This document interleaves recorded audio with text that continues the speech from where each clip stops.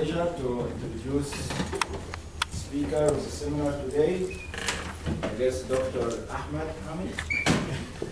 Ahmed has been a student in my group since 2007. He came to VCU from Egypt. He did his undergraduate degree in Alexandria University. And he came here, joined my lab, and started working on gas phase clusters, reactions, hydration, and solvation. And today he just did his defense, I think, 2 days ago. And today he's going to tell us basically what he has done almost in 5 years or 4.5 years. So we'll talk about solvation of organic cations in gas phase and within molecular clusters. Thank you so much for the introduction. Thank you for coming today. My talk is going to be about solvation of organic cations in the gas phase and within molecular clusters. I started with water only, so I started with hydration, but I extended that to have more solvents afterwards. So polyaromatic hydrocarbons are considered to be pollutants, and they are basically fused rings that can come to hundreds of atoms. And the interesting thing that they found them in the space. So they found them under space conditions of high velocity winds, high densities, high temperatures, and they can be catalyzed by dust particles. And also there are some UV radiation. So the interesting point about this discovery that they expected after they find polycyclic aromatic hydrocarbons that they can find polycyclic aromatic nitrogen-containing hydrocarbons, which are basically constituent of DNA and biological compounds. And actually, this is what they found. They found also the presence of polycyclic aromatic nitrogen-containing hydrocarbons in the space. So they are forming this emission in red, and they can be considered to have such a structure. So this is all carbon, and this is a nitrogen atom. So they found that in the spiral galaxy M81. So the importance about this that they expected to have some biological compounds in the space as well. And this is what they found. They found DNA components in the meteoroids that they got from the space. For example, adenine and guanine. So they expected that to have some impact on our understanding about the origin of life, and it might be coming from the space. So what can be the mechanism of this formation? The formation can happen as heterogeneous catalysis or gas phase reactions. So heterogeneous catalysis can happen on the surface of dust particles, and while gas phase reactions can happen either including ion-neutral interaction or neutral-neutral. The neutral-neutral interaction is very weak, so we considered mainly to study the ions reactions. So they can happen in 2 ways, either ion molecule reactions, which are definitely so fast, like formation of benzene from reactions of acetylene ion with acetylene molecules, or formation of pyridine or pyrimidine from the reactions of acetylene ion with hydrogen cyanide molecules.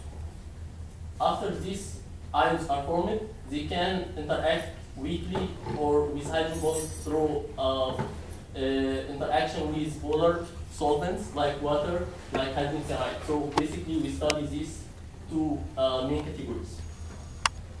So the objectives of the work, I have 3 parts of my work that I will show today.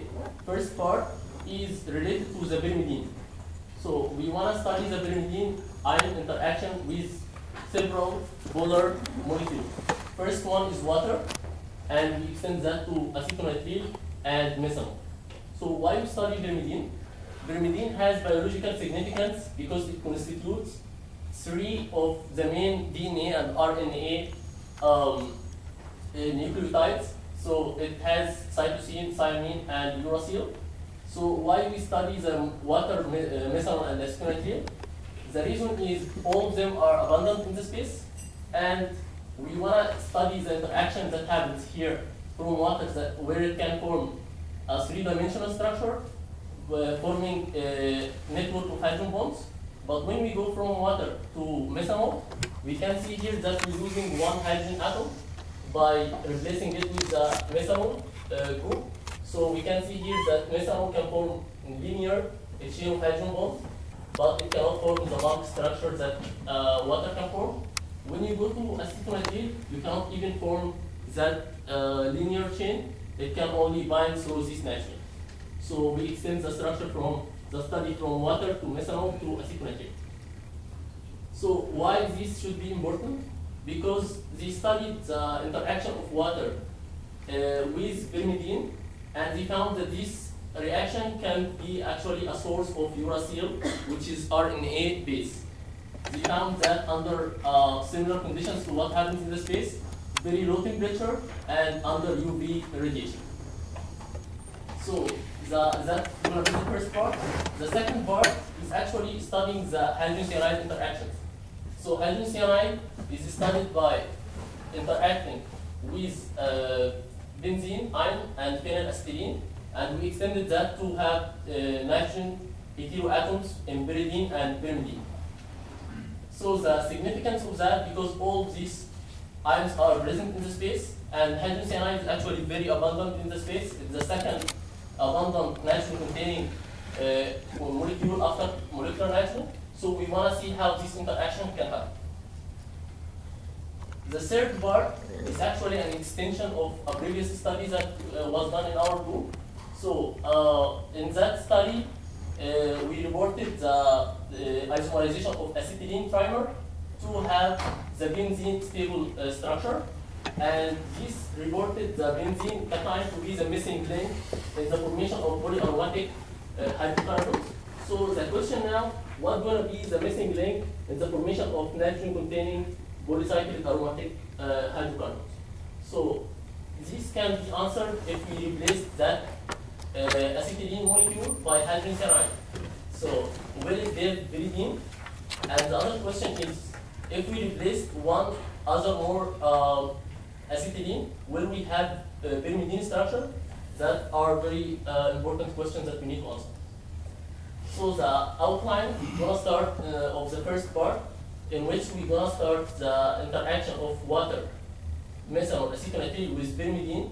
So we study the structures of the resultant ions, and also we study the quantitative interaction through thermochemistry measurements of, and we compare the water interaction with pyrimidine to the protonated pyrimidine case, and also we extend that to methanol and acetonitrile. The second part would have the solvation of benzene, phenylacetylene, pyridine, and pyrimidine with hydrogen cyanide. The third part is actually a study that is still in progress, in which we compare the pyrimidine interaction with hydrogen cyanide to pyrimidine formed by one acetylene and two hydrogen cyanide.